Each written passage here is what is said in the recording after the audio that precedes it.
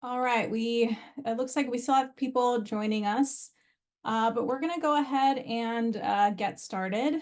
Thank you everyone for signing up on Eventbrite and for your interest in this opportunity. My name is Cecilia Koger. I'm the Director of Exhibitions for Angels Gate Cultural Center. Angels Gate Cultural Center is a nonprofit that's based in San Pedro. We have artist studios, an art gallery. We also do artist teachers that are placed in classrooms throughout Los Angeles. And we're one of the largest providers of art and cultural events in San Pedro, which is actually the very southernmost end of Los Angeles. I'm here as the representative for Angels Gate Cultural Center, and Angels Gate has been named the public art advisor for this project. So I'm going to pass it over to Lauren to introduce herself and her role in this, and also talk a big picture about public art. And then we're going to take you through this presentation. There will be an opportunity for questions. In your Zoom, there is a Q&A feature. There's also a chat feature as well. So feel free to use any of those items throughout the session. And we also will be looking at an agenda, so you'll get an idea of what we're going to be discussing today. So I'm going to go ahead and pass it over to Lauren to introduce herself. Hello, everybody. My name is Lauren Johnson. I'm with the West Harbor team. And we are really thrilled to be working with Angels Gate on this project. We're really excited to get started on the public art process. This has been a project, West Harbor in the works, since the 2009 EIR. Our company's been working on it. I think we're in our 13th year. So we're finally getting closer, and I'll give a little more background on the project shortly, but that's all to say. We're very excited to get started on this, and thank you for joining us. All right, so let's talk a little bit about what we're going to cover in this meeting today.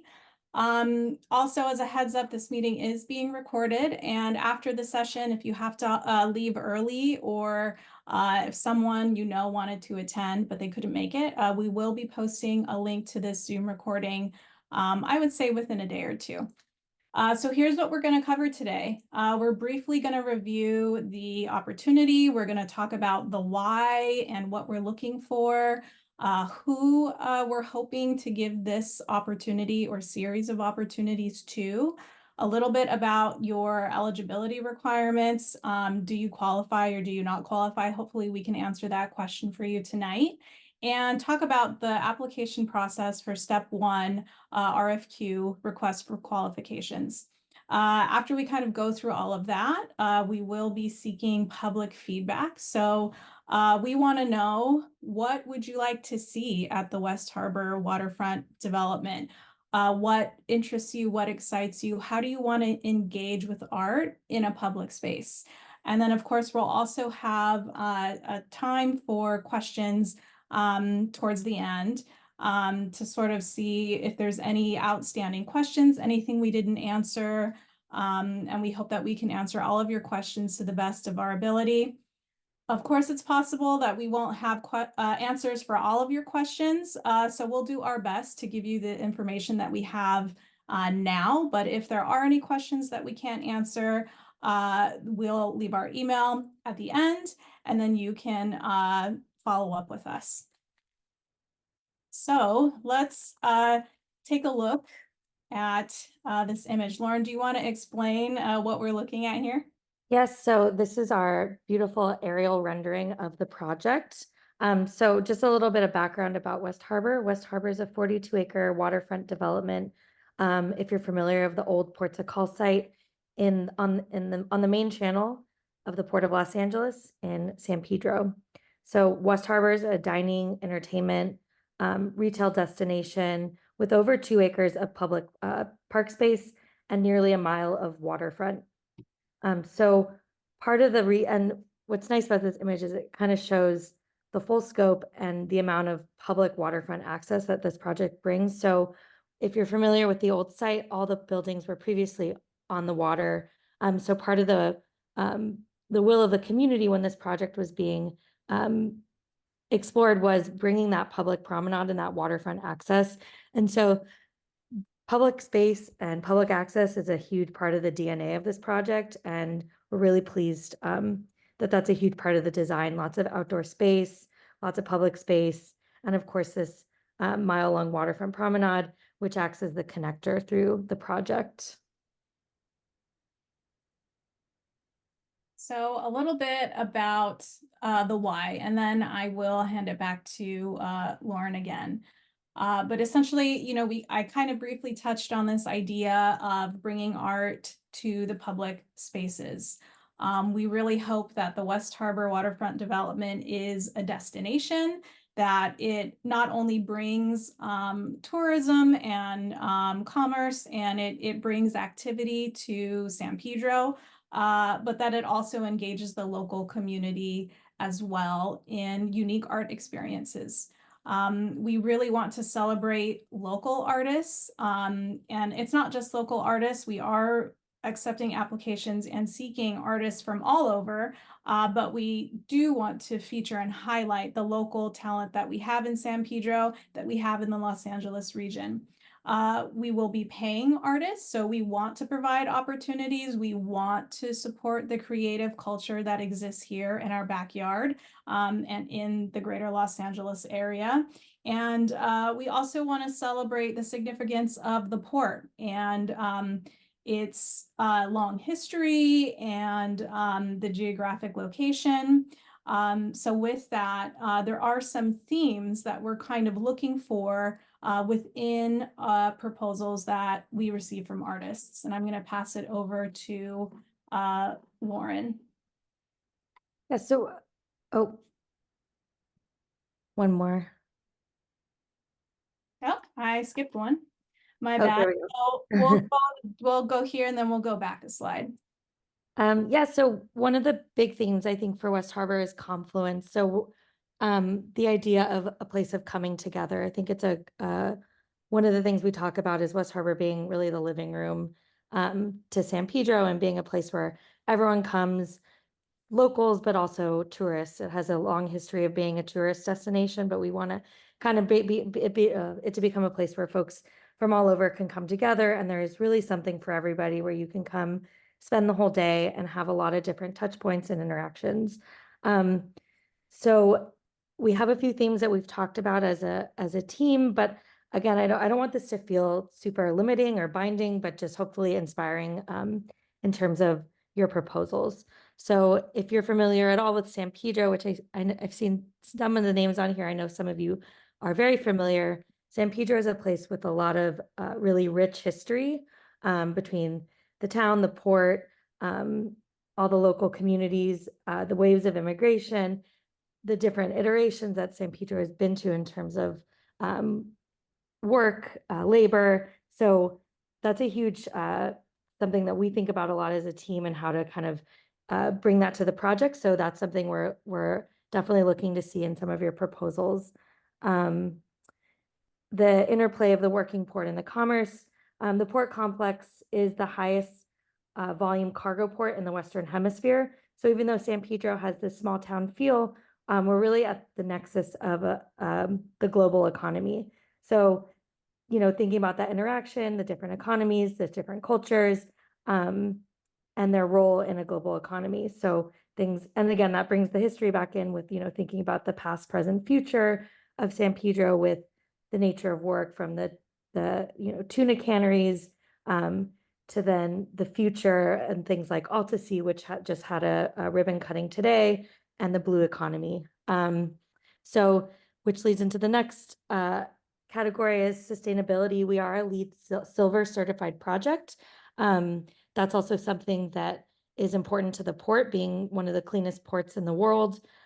So it's very fitting that we would have that as a theme here, thinking about not just broad sustainability, but blue technology as well. Mm-hmm. We are a waterfront location. So, not only themes thinking about what's appropriate in a maritime environment thematically, but also it can't be overstated that materials, it's really important to have materials that work in a harsh maritime environment. And then lastly, the theme of reinvention and recreation. Since we are making something new built on a historic site in this industrial context, we're interested in works that take traditional elements and make them relevant and new again. So again, hope those are more inspirational than constraining. So, but those are some of the themes we've been thinking about on our end. So what does this look like in terms of how do we get those themes across, and how do we create art that communicates that? So we're very grateful and excited because this opportunity can actually fund several artistic projects. So we're actually open to a range of media, and we are looking to actually install a variation of public artworks. So we are going to be accepting and encouraging proposals for large scale murals. It doesn't have to be the traditional painted mural. It could also be mosaic, low relief, combination. We are looking for a standalone, a large scale sculptural work. There is an archway entrance that will be significant to one of the public spaces. So we're also open to making that into an artistic work as well. Another opportunity that maybe is a lower barrier for entry, especially if you don't have a lot of public art experience, is digital art. So we are hoping to install large scale screens and or have some projections and do some rotating art that's digital as well. So this would be a really good entry point for someone who doesn't have a lot of public art experience, or maybe digital art is just your thing and that's your medium and that's your practice. We are looking to have art that's not just your standard straightforward sculpture. So we're open to sound art elements, lighting elements, interactive components. All of that is encouraged. Of course, it's not required, but we are really excited that the West Harbor team is really open and really wants to see some creative proposals that maybe are a little bit out of the box or non-traditional. And of course, we put this here again because it's super important that all of these projects, we want to be flexible in terms of your vision. But of course, they have to withstand the location and the maritime environment. It is on the water. If you've ever been down there, you know that not only is the air very salty, but San Pedro in general gets really strong winds. And then there's a lot going on down there. And of course, it will live and exist in a public space. All of these will be, for the most part, outdoors. There might be future opportunities for future indoor art, but for the most part, for this first round, we are seeking outdoor installations. And I'm going to show you another image, and I'll kind of let Lauren talk you through this one that kind of shows you the potential locations for where these public sculptures and installations might live. So this is a site plan overview of the whole project. You can see it's quite large. So the left goes north, left to right goes north to south. So starting at the north end is this North Park Recreation Area. On the far end is a pop-up park that we're working to get open by late summer, early fall. That's currently where the fish market's in a pop-up space. And then that's where our recreation tenants are, moving down to number 4. That's where Bark Social is going to be, which is a membership dog park. So you can see this end of site has a lot of open public space. It's also the connector to downtown San Pedro. If the image didn't cut off a little bit to the left, that would be 6th Street, which if you're familiar with town, goes right into downtown, the main thoroughfare. We also have on number 3, we have a large public courtesy dock, which allows public boating access. And then moving along, building C, B, and A, they go in backwards order of what's being built. So actually building A is the building that's being built now. It's set to be completed in terms of our build in July, when it'll go turned over to tenants, and then they will complete their build. And so that'll start opening things might start opening next summer, but really we're looking at building A and building B, and that central plaza opening fall 2025, with building C coming more like 2026. But I want to call out a few things that where the sixes, that's that central plaza area. That is our kind of central gathering space, and you'll see a rendering of it later in the presentation, so I can go into a little more detail. A few other items are the overwater decks. So we have these they're actually a remnant from the ports of call space, these overwater decks. So you do have parts of the project where you're over the water, where you can be over the water, and there's dining decks.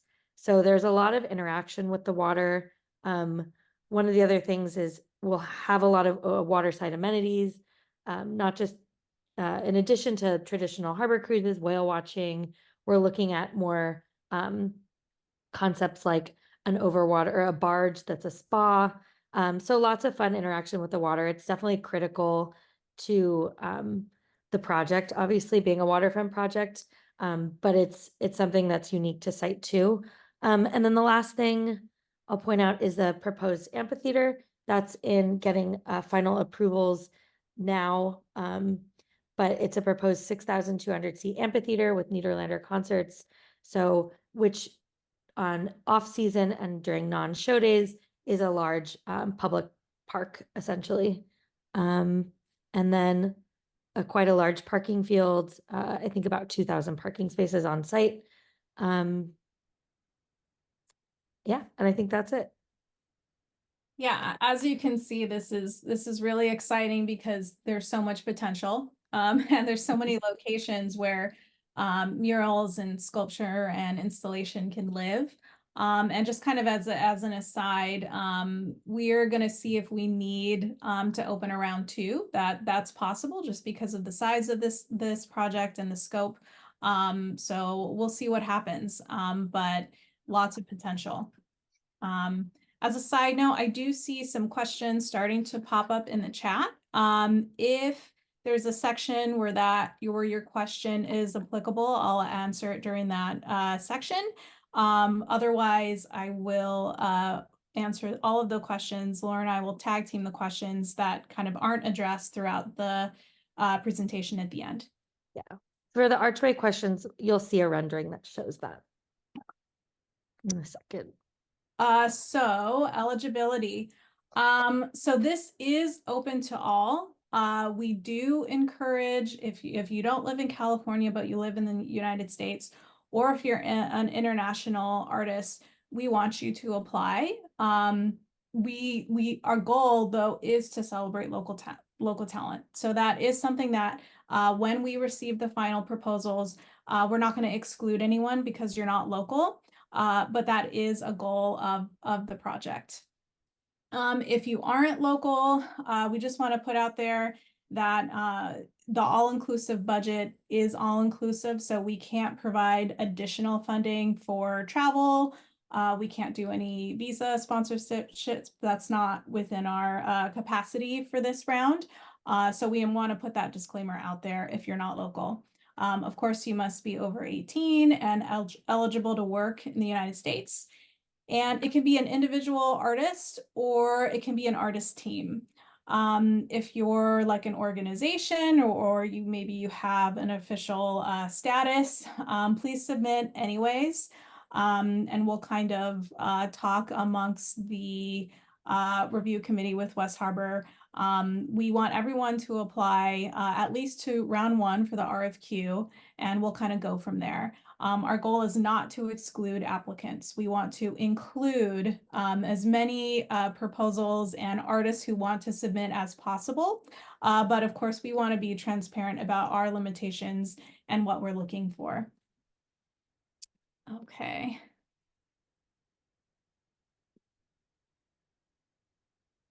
Okay.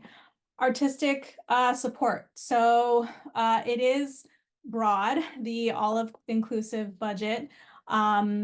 Essentially, it's really, we really don't want to be too prescriptive, especially for round 1. So we'll kind of talk about the application process shortly, but for round one, which is the RFQ, request for qualifications, you don't have to have a final budget. So we don't want to be too prescriptive or explicit in round one, because that will come in round two. So round one, RFQ, that's what this meeting is about, is open to everyone. And just so you all know what the potential opportunity is, it is a budget that could be up to $80,000 for the project. You can apply to more than one, or you can submit more than one proposal. For the RFQ, it probably would be easier just to submit one RFQ, because as we'll discuss later, the request for qualifications, you're not developing a full proposal. Rather, you're telling us about your experience with public art. You're telling us about your interests and maybe some themes or concepts that you would be interested in exploring.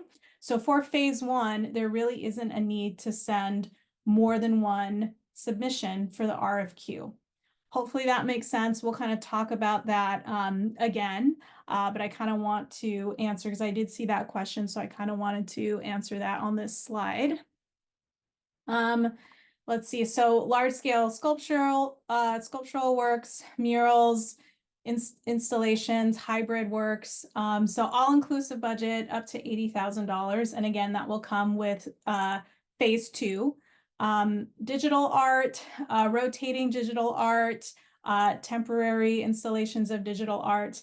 That'll be $1,000 to $5,000 per artist. That range varies, because maybe, is it more than one digital work? Is it an existing digital work? Is it a new digital work that essentially we're commissioning a new piece? So that's why that range is there for digital works. So selected RFQ applications, if you apply to this first step, which is open to everyone, the review committee will invite some artists to move on to step two.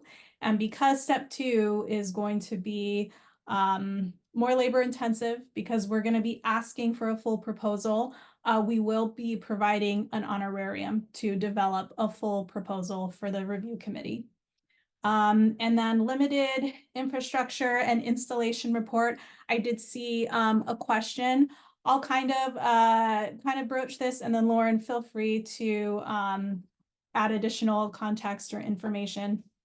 So what we're recommending is that if selected for the final proposal submission, essentially we're recommending that your budget is all inclusive of specialized artist assistants, your art handlers. It needs to be inclusive of fabrication. And it also needs to be inclusive of your time to be on site installing. Now, when it comes to support from the West Harbor development team in terms of West Harbor's contractors and developers, that is sort of to be determined exactly what support will come from West Harbor contractors, because it really depends on the nature of your installation, right? Yeah. So of course, there's going to be ongoing development. So for example, if your mural needs some specialized like lifts, right? And that's something that the West Harbor crew already has someone to kind of operate a lift for you. Then that support could come from the West Harbor contractors and crew. But if it's something on that mural where you need art assistants to help you paint it, then we expect that comes from your budget. Lauren, yeah. And things like for sculpture, like footings and things that would kind of typically be in the ground for us, like I would assume would be in our scope, and I would be almost positive those would be in our scope. But things like if you have like a special kinetic wind art and that takes some sort of type of engineering, that might be more specialty, and we might not have somebody on our team already able to help with that. So I think definitely a case by case basis on that. But of course, we want to be as helpful as we possibly can within our abilities. Right. And then the other just general support is, of course, we're going to market, we're going to champion your proposal, we're going to do promotion for you, and we're going to celebrate your art at the development. So that's kind of an overview, a big picture overview of the support that we have the capacity to offer artists. And yeah, I think that that's kind of the big picture overview. Of course, if you apply to the RFQ and you move on to the RFP, the second part of the application, will have more details and more information on the specifics for artistic support. But that's kind of the overview that you need to have for phase one, the RFQ. So Lauren, do you want to tell us a little bit about? So this is that Central Park space or Central Plaza gathering space that I mentioned. So this is still being, the design is still being finalized, but you'll see there's that archway, which for now is kind of a placeholder. And then you'll see like a sculpture placeholder in the back left corner of that grassy area. So these are examples of the kind of things we're looking for in this space. And again, this is that central space. If you've been to like the Point, it's kind of like where all the activations and events happen. And then on the other side of that sort of like waffle roof there, that's like a large screen that will be going through the day. So that's another prominent digital art location. And they're not in this rendering, but we do have digital directories throughout site. So again, lots of there's quite a bit of opportunity for digital art placement, and we think it's a nice way to interrupt the kind of like typical stuff you would see at a shopping center on the screens with just advertisements, but to kind of break that up with public art, we think is a really great opportunity. And again, like Cecilia said, it's a great opportunity for folks maybe who don't have as much public art installation experience. It's a great entry point as well. I think that's all I had in the space. Here you can see the Lammy tall ships are in the background. So, and again, this is between those buildings A and building B. And the timeline for this space, again, is fall 2025 to open. Yeah. So also, I just want to, I see another question. 2026, or no, 2025. Sorry, I'm confusing myself. I know. Years can be confusing. So I kind of want to answer a question that we kind of touched on indirectly about digital art, because there's no public art experience required for the digital art submission. Technically, there's no experience required for sculptures or the installation or more traditional public art as well. We don't require you to have the public art experience, but of course, for phase one, requests for qualifications, your experience will be a factor that we are considering. If you don't have the experience, we'll kind of talk about momentarily maybe what you can talk about in your application to make up for that. So now I kind of want to talk a little bit about the application process.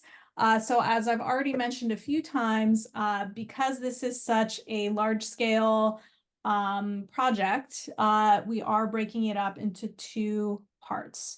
So what you all are able to apply to, today through July 8th is request for qualifications.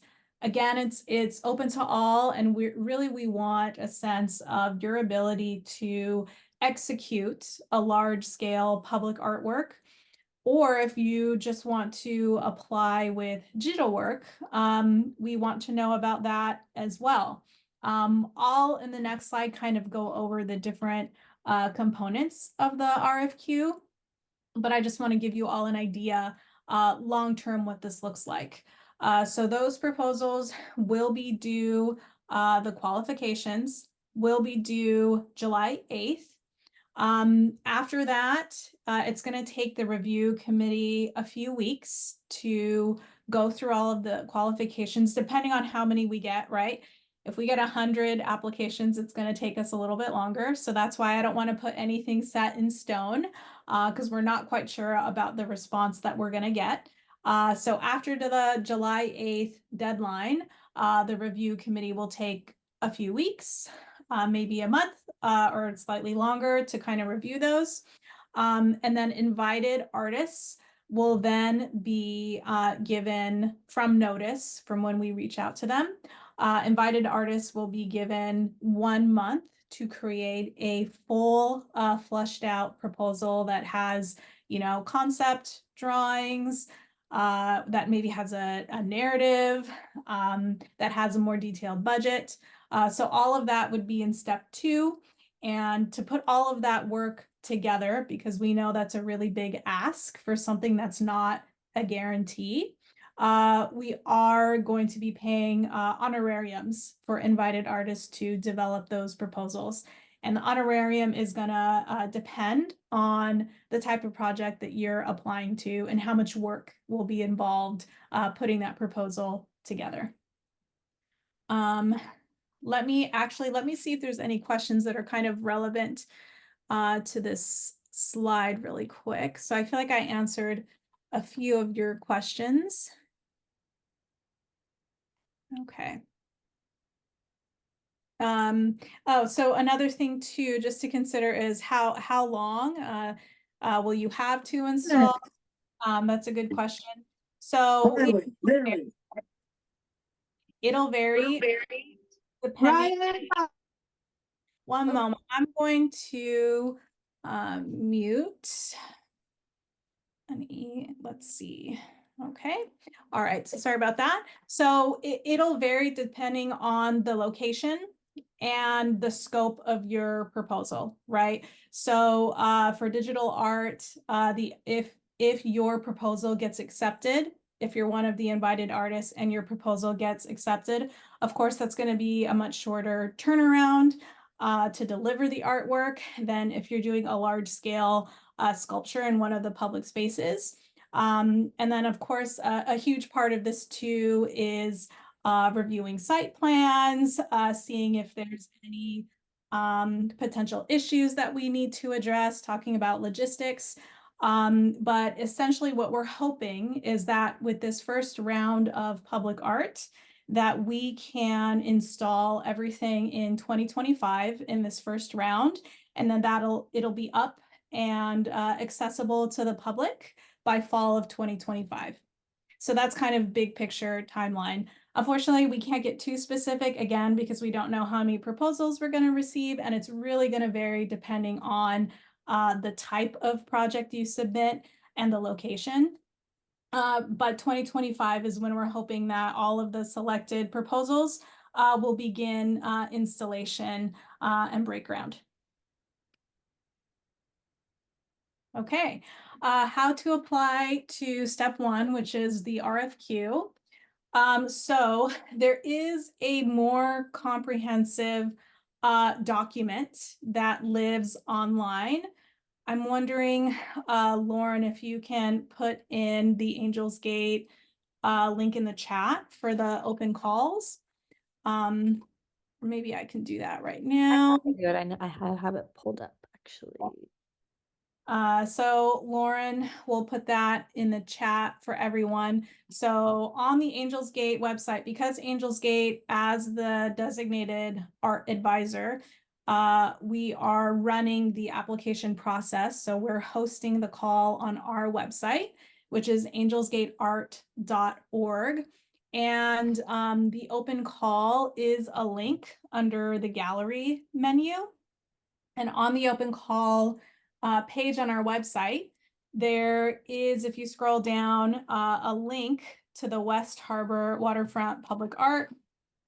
And then there is a landing page that not only kind of has a summary and has the deadline, but I would say the most important part of that page is we have a multi-page, 8-page document that really outlines everything we're talking about tonight, but provides much more detail on how to apply.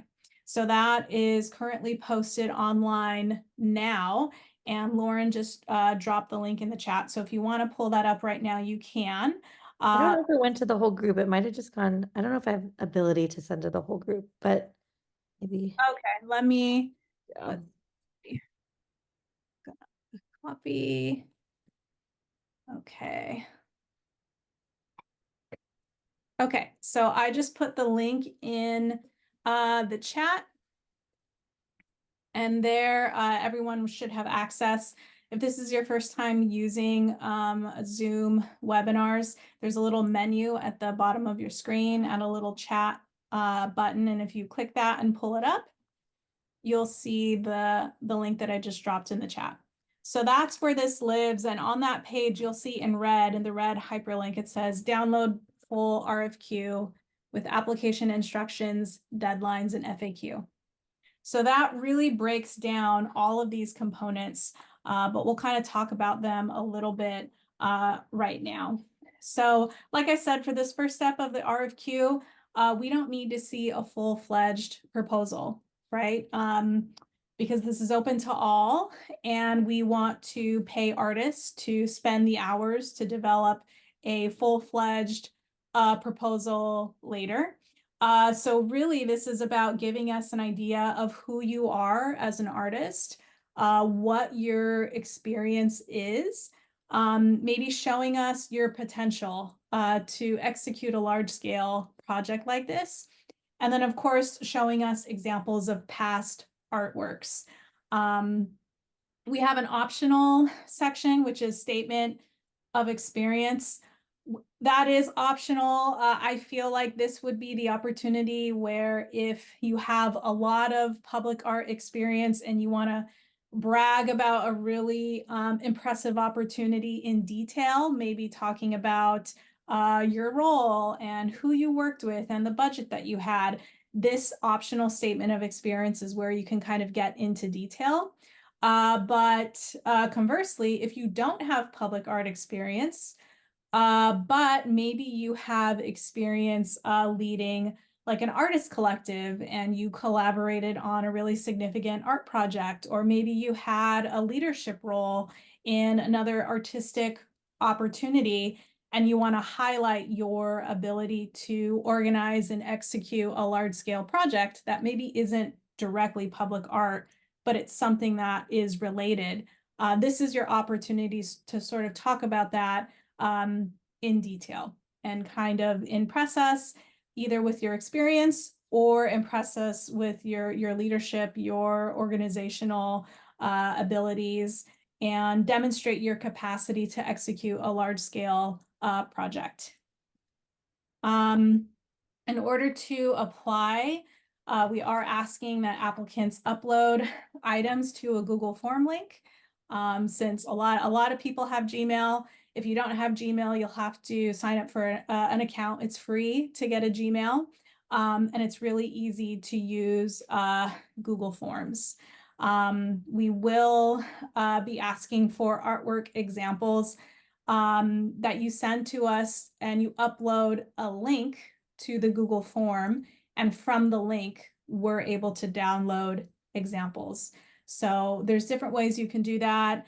You can use Dropbox, you can use WeTransfer, you can use the Gmail feature of Google Drive, which is also free, to sort of send us that link to send us your artwork examples. So I won't get too much into the weeds on the technicalities of how to apply. The application is open until July 8th. So I recommend you go into the Google form. If you feel like you're going to apply, go into it as soon as possible. Make sure that you feel comfortable with the technical requirements, that you're comfortable with how the Google form works. We won't be answering technical questions days before the deadline. We don't have the capacity to do that. Angels Gate is the only two people from Angels Gate are going to be working on this process at all. So we highly recommend that you all go into the application that's in the link, that you read the full PDF, and in that PDF is the link to the Google form to apply. Lauren, is there anything else you kind of want to add before we kind of move on to the next section about maybe what we're looking for in your letter of interest or what will impress us? Yeah, I mean, I definitely going back to the idea of a local, I mean, some knowledge of the place of not in West Harbor in particular about of San Pedro, I think is will show very well. And yeah, I think that was the only thing I could add. Um, yeah, I know it's a lot of information. And again, I'll just reiterate, I do see we have some questions kind of starting to go into the Q&A feature. So thank you for using that. And we will have a chance at the end to go through all of these one by one if we don't answer your questions throughout.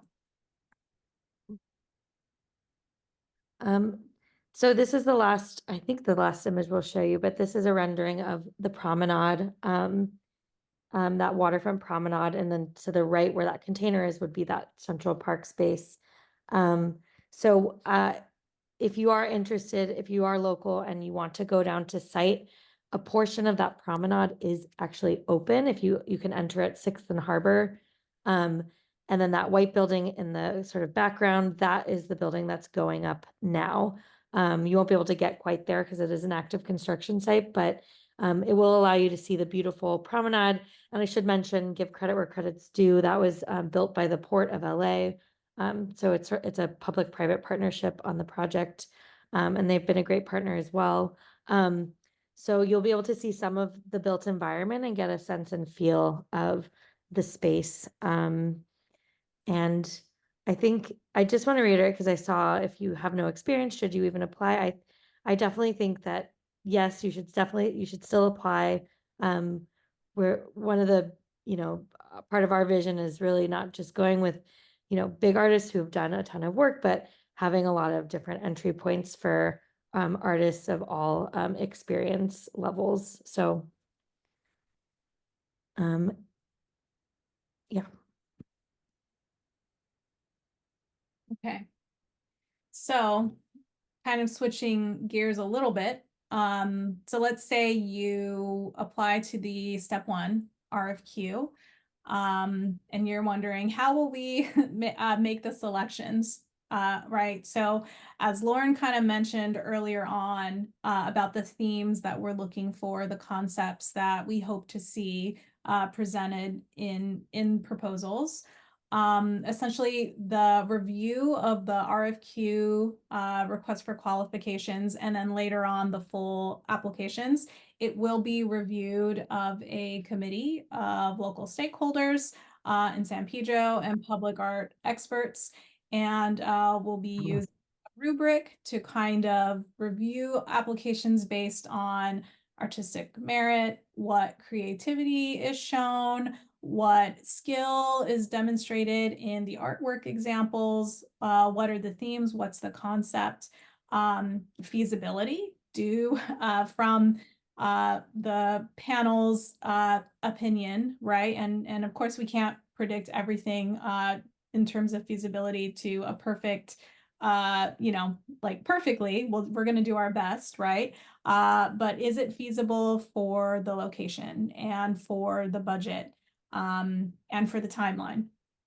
And then, of course, this goes back to artistic merit and concept, relevance to the location and the local communities of San Pedro. Of course, it's important that the local communities that kind of live here, that their perspectives are considered, that how they might interact with the art is considered. So that's something we're going to be thinking about.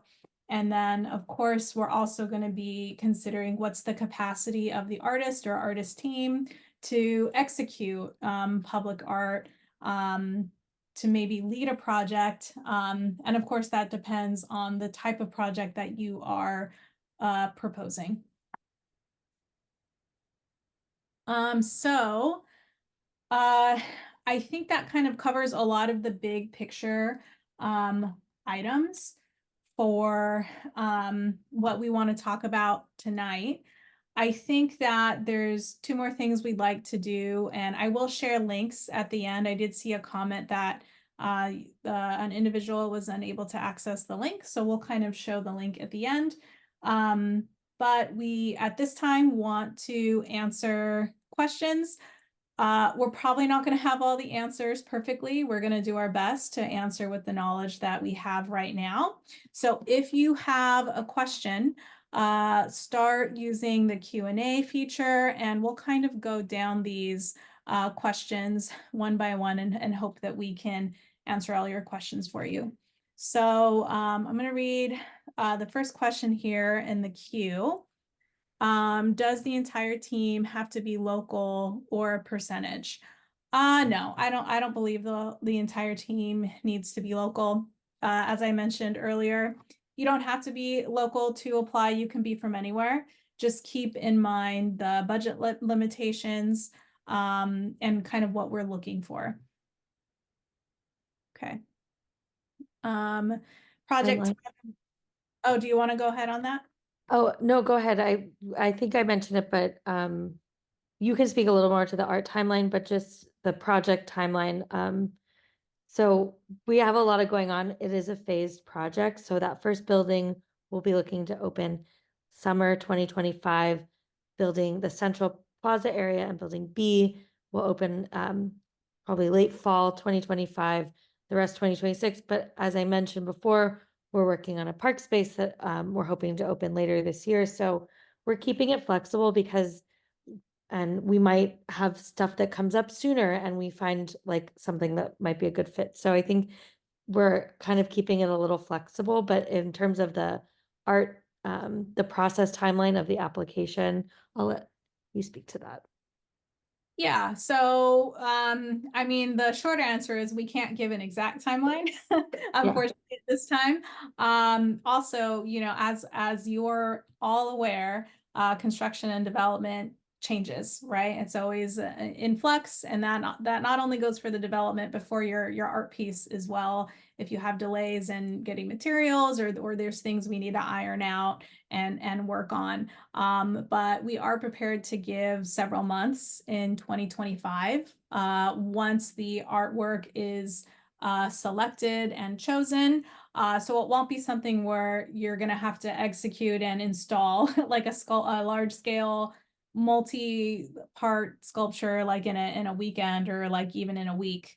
We're going to do our best to sort of work with the artists and work with you on a reasonable installation timeline if your project is selected.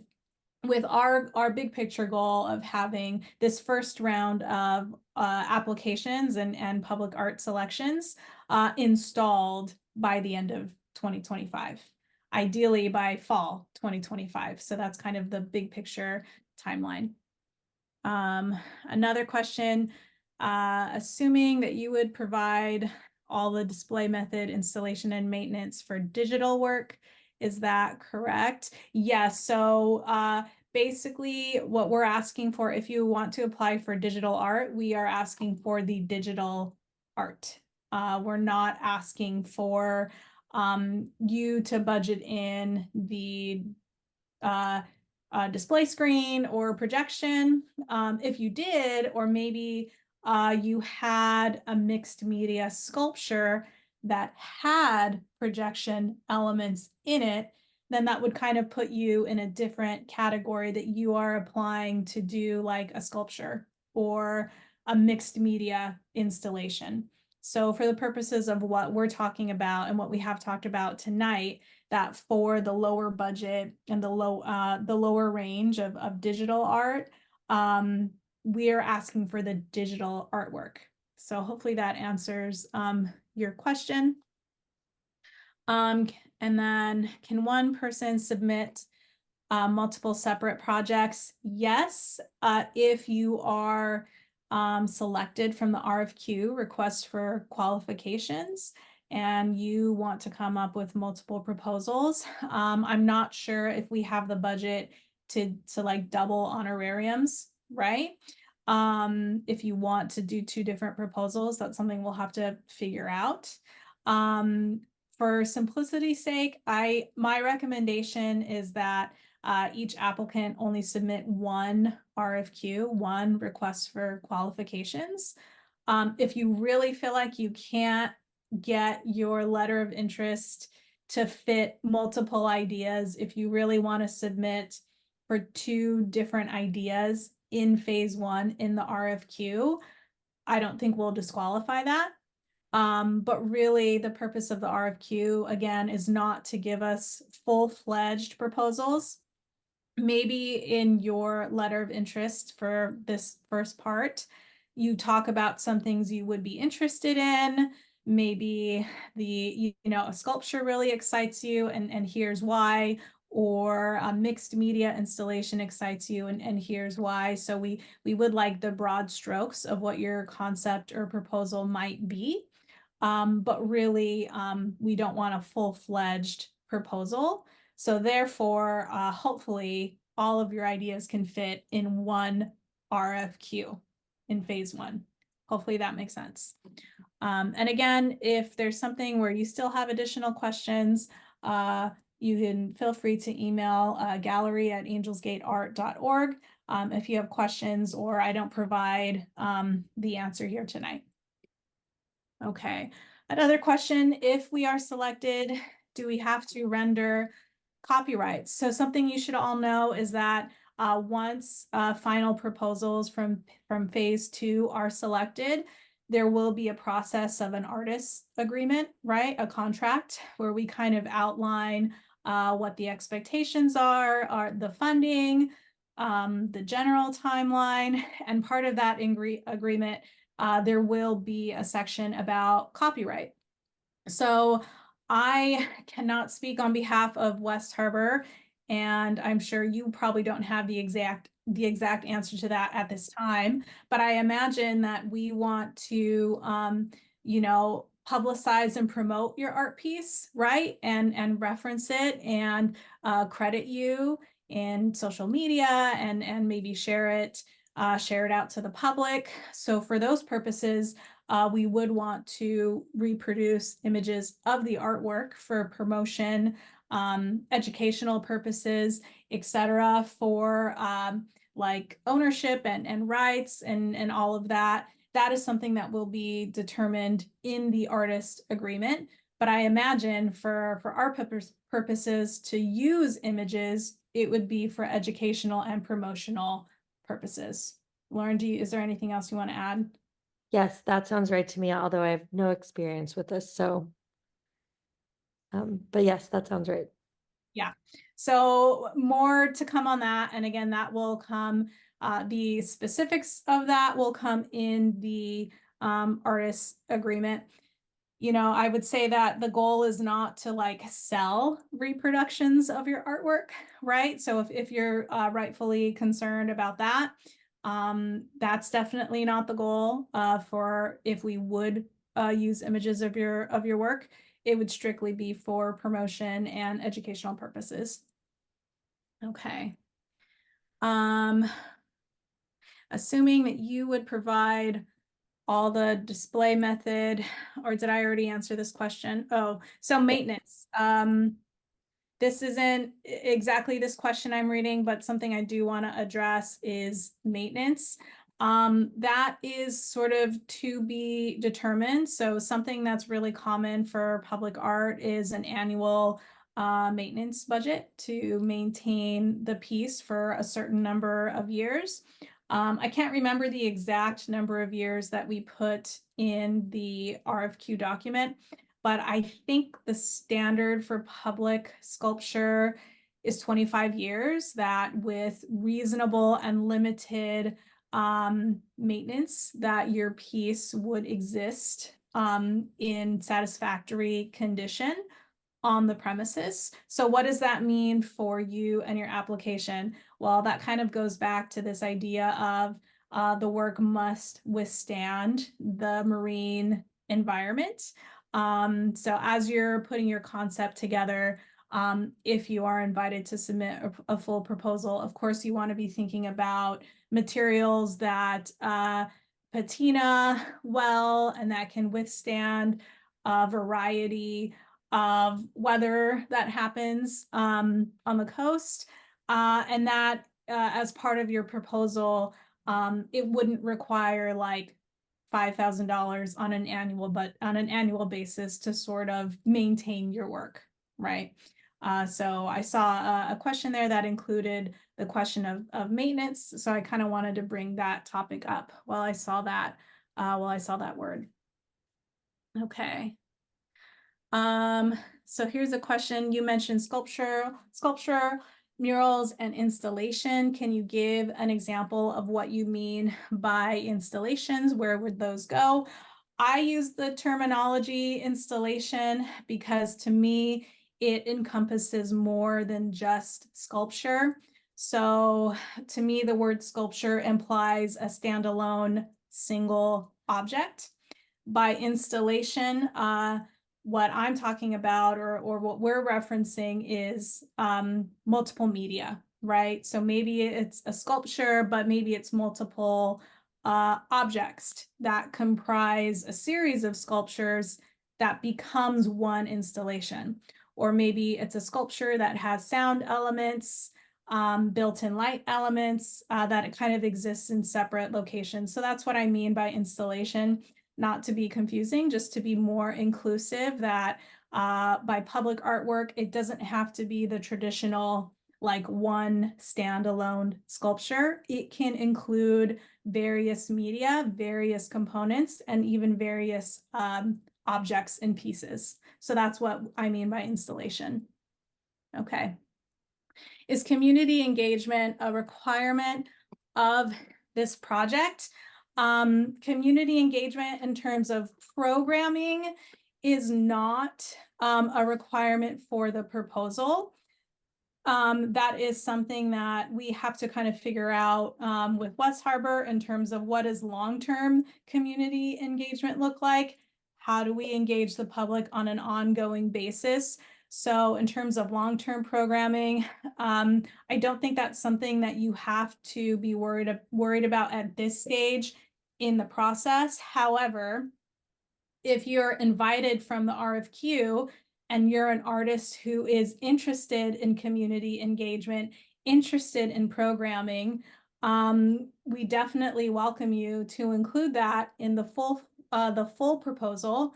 And then also, of course, you want to also consider that in your budget, right? So if part of your sculpture is you do want to maybe have a workshop or you want to do something that engages the community, build that into the full proposal. And then also, of course, build that into your budget as well. So it's not a requirement, but it certainly is encouraged. Okay. Here's another question. Will the artists have a chance to work with the architects to enhance existing design opportunities? Lauren, do you want to answer that question? I would say yes, particularly for the larger sculptures. I think there will be by necessity an interface with the architects. Okay. Will the physical work be permanently installed or will those pieces eventually rotate as well?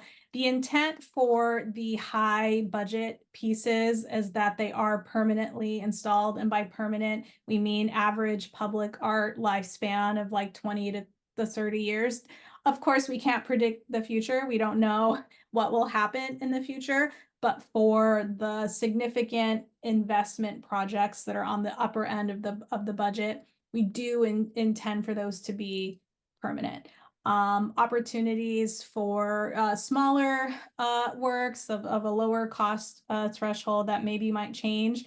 That's something that we're kind of talking about for maybe phase 2 or maybe other opportunities, or if for some reason we see that that's a common theme or a potential with phase 1 of the RFQ, this might be an opportunity that maybe arises out of this first round of applications. So the intent is for the large, high budget projects to be permanent, but that's not to say that it can't change. Okay. Okay.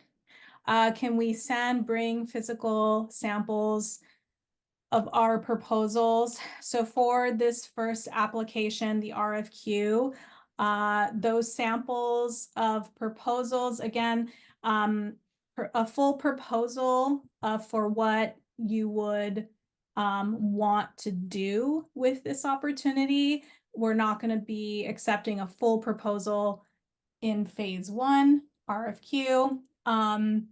Physical examples of the proposal, like if you have like a model or something, when you say physical samples, we will be open to that in phase two for invited applicants. Let's see. Who will make up the decision panel? I'm not sure yet. I have some emails out to people asking what their availability is.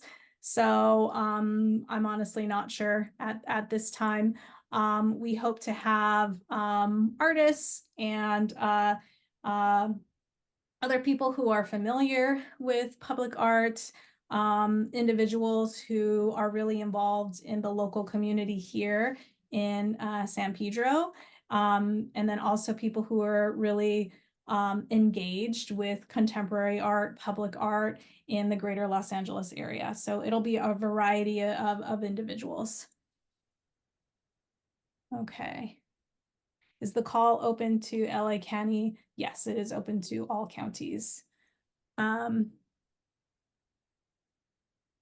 Okay.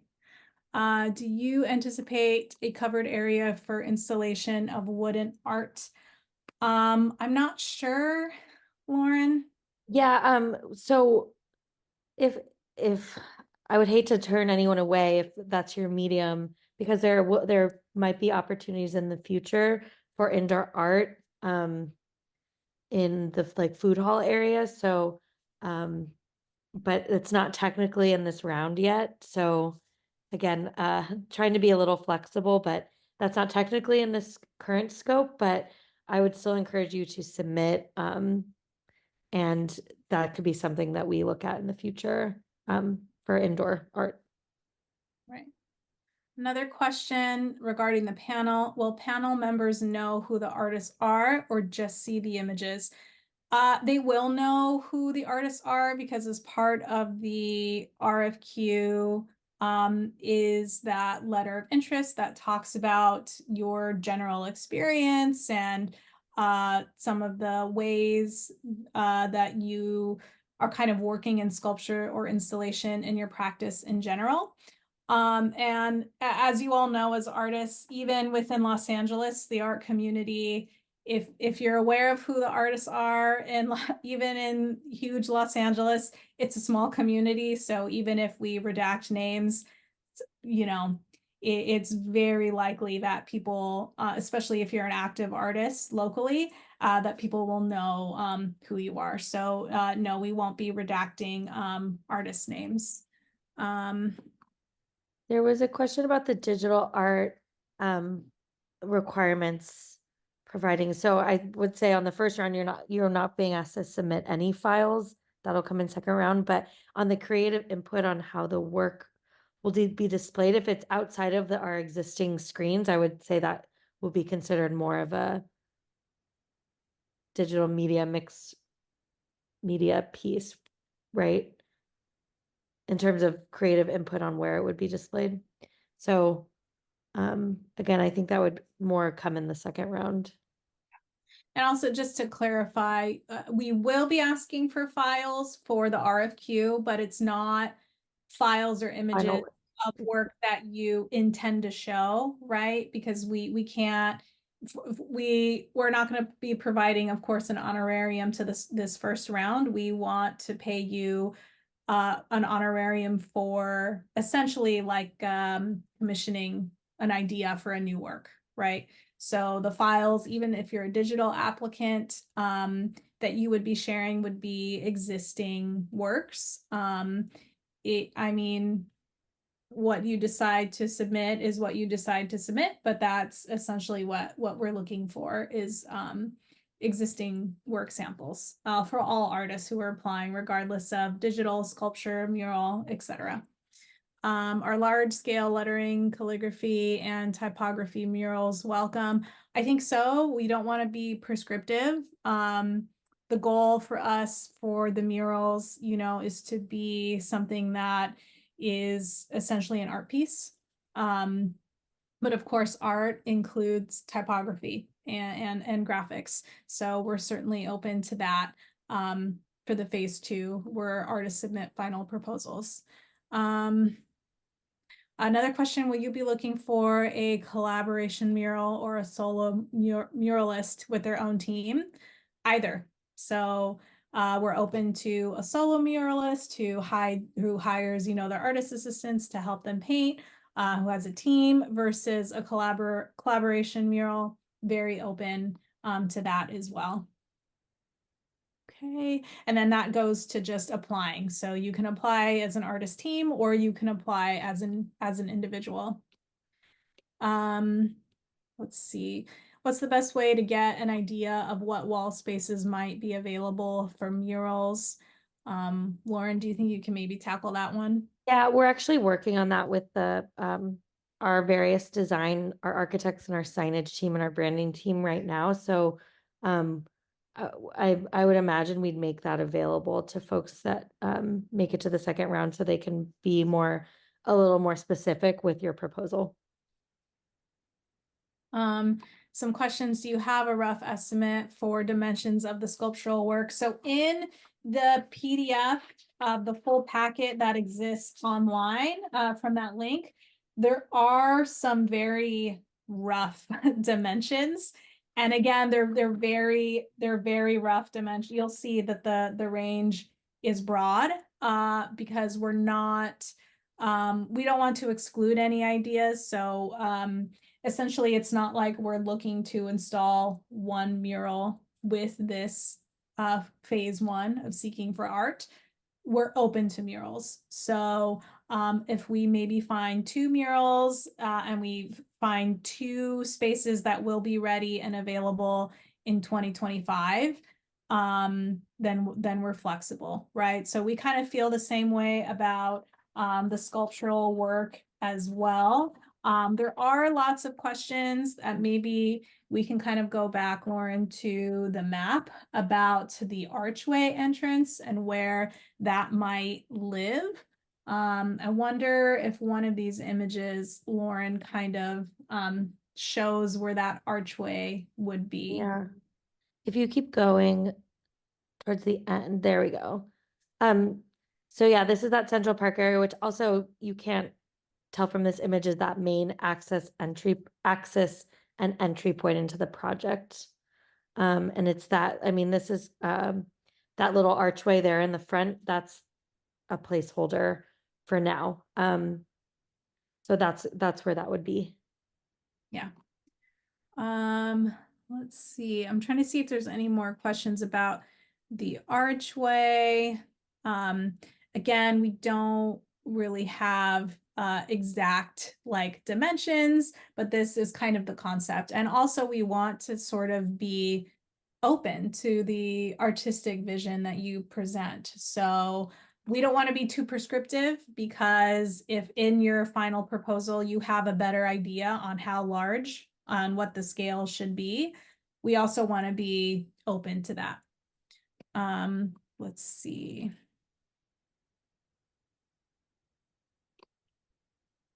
Let me see. There are lots of questions. I don't think we're The sculpture area, can that be a play area for kids? Yes. yes. Okay.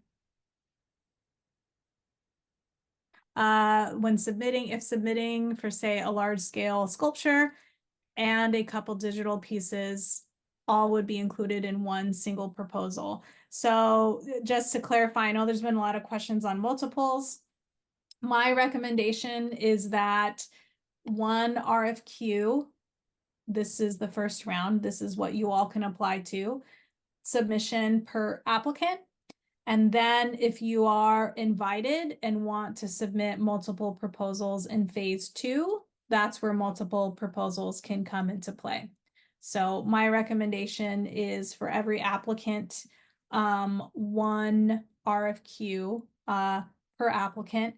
And then if you're invited to apply and submit a full proposal, then at that time we can kind of discuss if you want to do, a digital and or a sculpture. And if you're thinking that if you were invited, you would want to submit more than one, then indicate that in your letter of interest. Okay. Let's see. For sculptures, if selected, do you assume ownership over all art, or can it be returned to the artist after the year the contract ends? I'm not sure we have an answer for that yet. I think there are some legal things that we need to determine and figure out. And of course, a lot of that will come in the artist agreement. I mean, I don't know why I mean, that would be a question for West Harbor, and maybe they don't know the answer to that yet, which is would you all want to keep? I mean, for something that lasts 20 to 30 years, I'm not sure we can answer that at this point. Yeah. Yeah, Yeah. I mean, the goal, as particularly for the sculptures, it would the permanence is the goal. So yeah, we could revisit that, if that's a concern.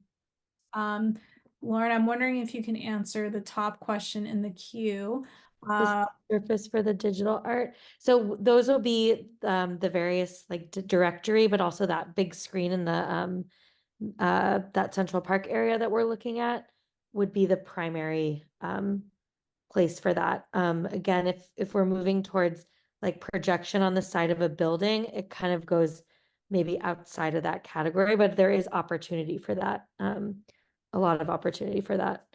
Um, and there's lots of, there's some environmental restrictions on light on the water. But that being said, there's a lot of opportunities in this image here. You see the tall ships there. They will actually be there. There could be an opportunity for projection on those. I mean, I would say, think big, think outside the box. Really good question here. The presence of public space and public parks has been stated. This would mean the open green spaces are LA City property with the access and usage potential that this entails. Can you please specify which portions are public and which are private?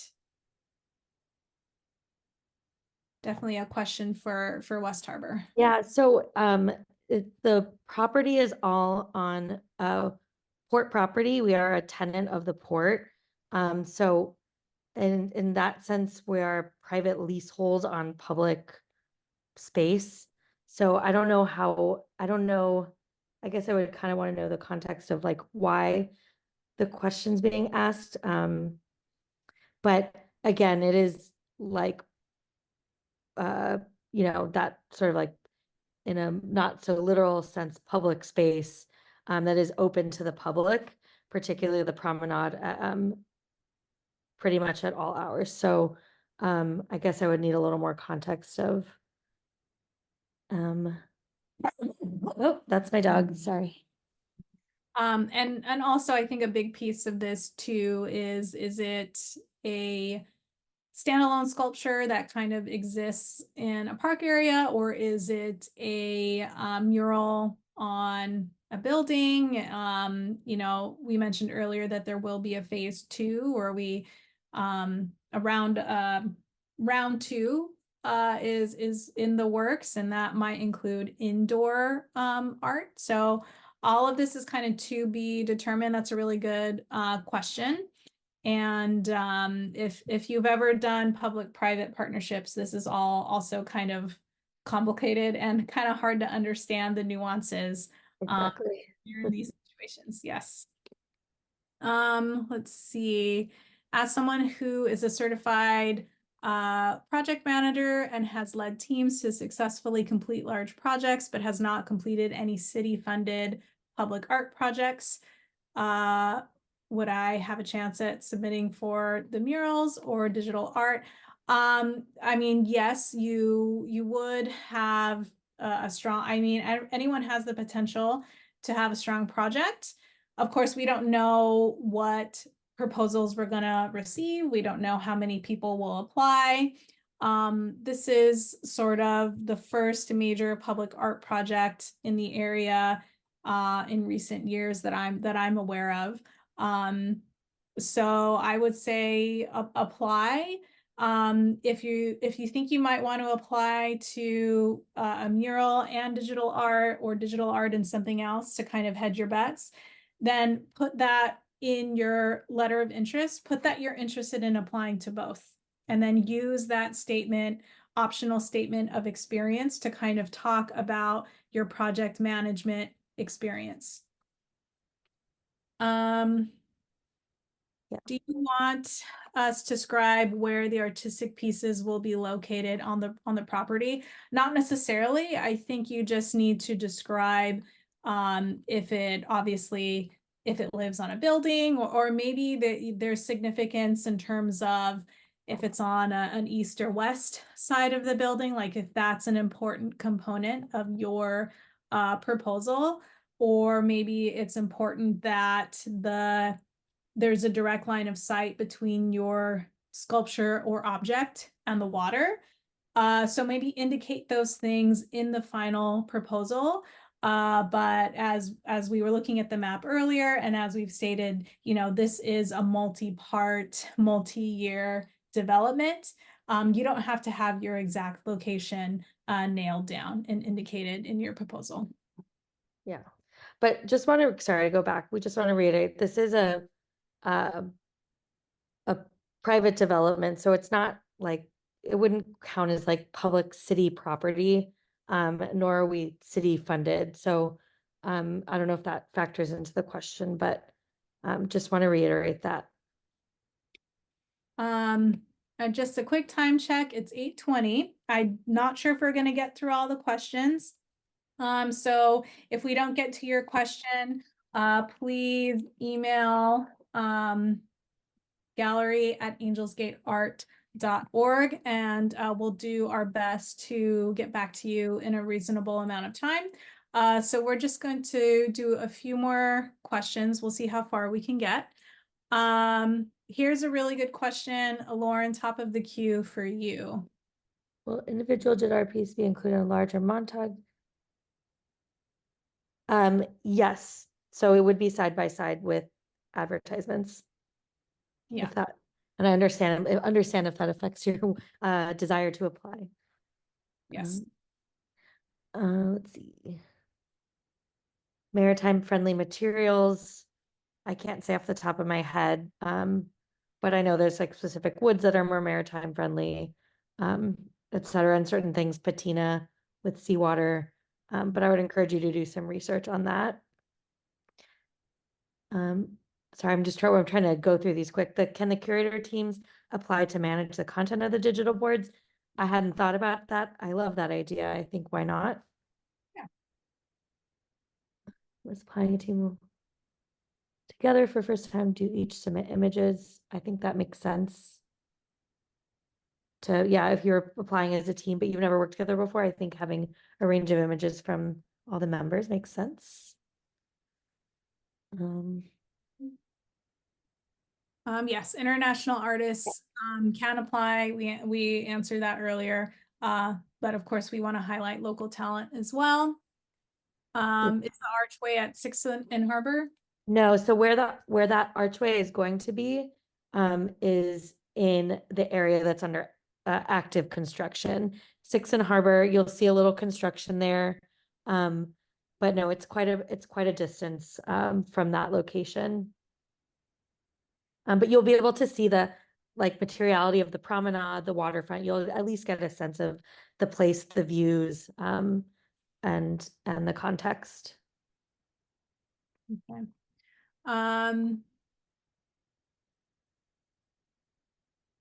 Engineering commissions. Yes, I would think that would be really helpful. Of the engineer drawings. We'll see. Okay. I think if the artist incorporates multiple medium and we see artists can work together, I think definitely, I think that makes sense.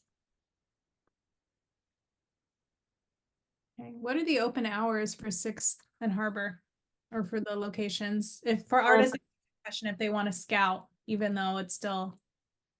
So I believe, gosh, now what time do we shut the promenade? I think it's closed from like uh midnight to 5 a.m. just for security reasons.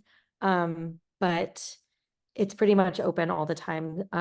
That public promenade, and then that town square area there's a roundabout there, I would say is open 24/7.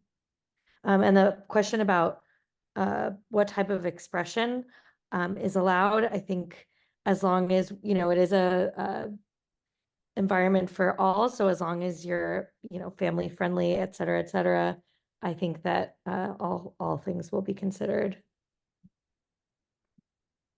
Okay, will the measurements of murals submitted be required? Not in the first step of the RFQ. Will artistic depictions of old protocol be welcome from a local artist? Absolutely. Yeah, Yeah. of course. Yeah. Wow, somehow And we then made it. just I don't want to like throw a wrench in this or add to confusion, but the port still has a lot of the sculptures from the old ports of call in storage. And so um there's opportunity there as well to bring some of that back. We're all about incorporating the history of the place and the site and the town and the project. So Yeah, one last question that we see where there'll be 24/7 security guards on site. yes. So I think that's all the time we have for questions. If you have any more questions, please email that email that you see up there on the screen. And we don't really have time to do another comment or Q&A session, but your feedback is important to us. So if you're here not as an artist, well, even if you are here as an artist, but maybe if you're just a member of the public or a member of the community, please, we definitely want to hear from you. Even if you plan to submit, what do you want to see live at the waterfront? What topics, what themes do you think are important that are addressed? What do you think will engage the community? And as a visitor, what are you kind of hoping to see? So we are very much seeking feedback, not just from artists, but from the local community. And then I want to make sure that we kind of show these links. So I apologize if that's kind of fair to see with the formatting, but our website is angelsgateart.org. And if you go to Angels Gate Art and you navigate to the gallery menu and then to open calls, there you will see the link to open that landing page. If you open your webinar chat, if you're still with us and you open the little chat, it's the menu at the bottom of Zoom. You'll see that earlier we did share a direct link to that landing page that will tell you how to apply. And if you want to learn more about West Harbor, the development, what's happening there, what the timeline is of general construction and when we expect things to open, and what we're looking forward to, that is the westharborla.com. That's the website where you can actually learn more specifically about the development. And that's certainly important for all artists applying to kind of get a sense of what's going to be there and the context for your proposal. Well, I do want to stick to our end time, but Lauren, is there any last comments or anything you want to share? No, I just want to say thank you to Angels Gate. They're such an important part of the community. And we're really looking forward to seeing everyone's proposals. We're really excited to kick this off. It's such a critical part of the project and kind of that now that the buildings are going up, it's that additional layer that just really makes the place special. So thank you for being here. All right, so thank you everyone for joining us. I am going to close the webinar session here in a minute. I'm going to leave those up for another minute or so. Again, our website, angelsgateart.org, is where you can find the open call and how to apply. Phase 1, which is request for qualifications, is due July 8th. And again, please reach out to us if you have any questions via the email, and we'll do our best to answer any additional questions that you might have throughout the process. All right, everyone. Well, thank you, Lauren, for being here, and Alan, kind of behind the scenes. Thank you for being here as well. If you're a local artist, if you're in the area, Angels Gate Cultural Center, we have San Pedro, which is an outdoor event of about 30 outdoor sound art installations. I have to give a plug for Angels Gate since I work there. That's happening this Saturday at Angels Gate Cultural Center, located in San Pedro from 7 to 10. And then we have our next gallery openings if you're interested in more traditional art exhibitions that are opening June 22nd. And if you go to our website, you'll see more information about those upcoming events. So thank you, everyone. Thank you to West Harbor for inviting Angels Gate Cultural Center. We're thrilled to be a part of this process, and we're really, really excited to get some really interesting public art projects here in San Pedro at the Port. So thank you, everyone, and have a great night.